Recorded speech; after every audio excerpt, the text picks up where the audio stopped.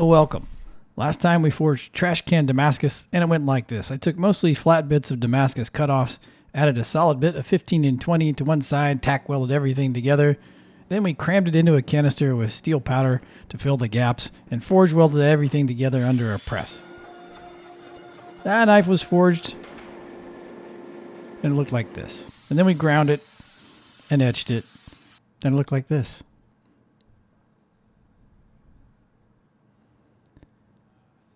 But what about all these cutoffs? Can we make some trash can or Relic Damascus with them? Well, these pieces don't jigsaw together all that well like our last effort, but I bet if we clean them up, we can still throw them in a canister with some powdered steel and come up with an interesting billet. But what do with that billet? Well, I'm going to send it to James Fleming, aka Wasteland Forge, and he's going to pound out a sweet, sweet knife. I can't wait for you guys to see it. I'll show you a few clips of that process and the final knife here at the end of this video, but you'll need to check out his channel to see the full video. This blade is going to go up for auction on eBay for 100% of proceeds to charity, so check the description for info on that.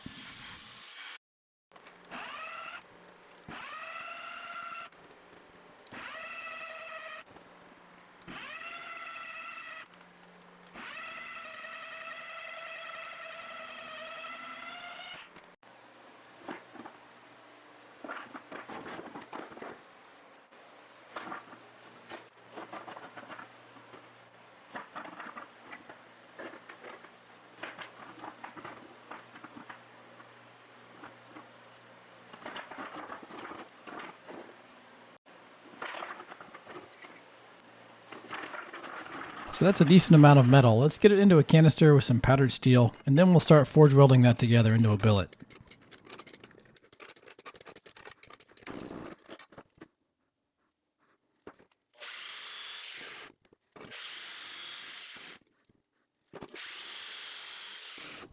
Ladies and figs, I'd like to take a moment to beg your assistance as I altercate against the liquid portion of mustard. Now, this is serious. I need you to send Bitcoin, a Bitcoin, a Bitcoin as I take up arms against this vile abomination that has plagued brats and buns across our great nation for too long.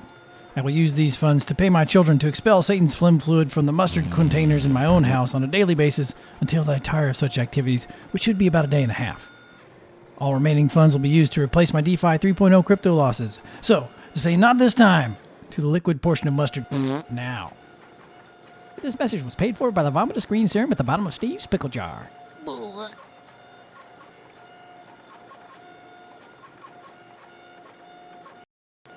So you probably noticed we detached the handle and welded it to a different side of the billet so we could compress the billet in all dimensions, including the fourth dimension. I have a fourth dimensional press.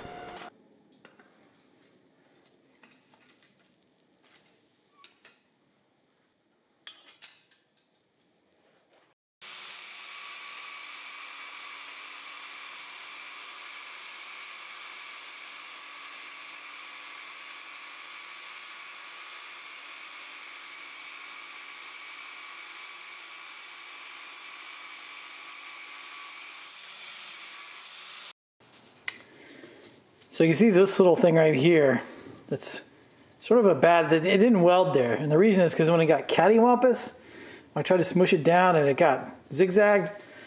All this right here is actually powdered steel. And the pieces of steel start there. So it just didn't weld right there. If you turn it over, the powdered steel is right here. And this is all good steel. So it sort of zigzags. You know, it goes diagonally there. The powdered steel's like that. And same over here, it's like this. So I'm going to have to sort of cut off these ends because they're not very usable. So I'll, you know, we'll lose some steel, but man, there's still a lot there to work with. So I think we'll be all right. Like that. What am I going to do with these? So the pattern is sort of elongated this way now, right? Because our container was this long and now so everything's drawn out. So it's going to be interesting to see what he does. I don't want to weld edge material down here because he might not use it that way. You know, he might draw stuff out this way. He might make a bunch of little knives or, you know, weld things together, stack them this way and draw it back out to, you know, I just don't know. So maybe he'll make an axe head or a hatchet out of this or, you know, I don't know.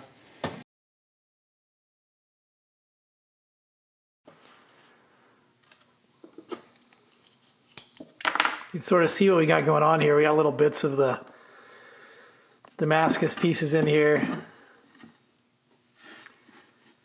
I'm sort of wondering, like, you know, I initially thought you could really open it up and see the inner workings if you laddered both sides, or, you know, you sort of did the old accordion thing where you ground out little pieces and whatever, and then opened it up that way. But now I'm sort of wondering, like, if you don't just maybe drill out these areas and grind out this area, you know, and then sort of flatten it maybe. You know, you still have, I'm sure you'd still end up with something that thick. I don't know. You know, I defer to the expert. We'll see what he does with this. So as promised, this was sent off to James Fleming at Wasteland Forge, and he did an absolutely stunning job with it. Stick around to the end to see the picture of it. Here's some teaser clips in the meantime. And don't forget, this is up for a charity auction.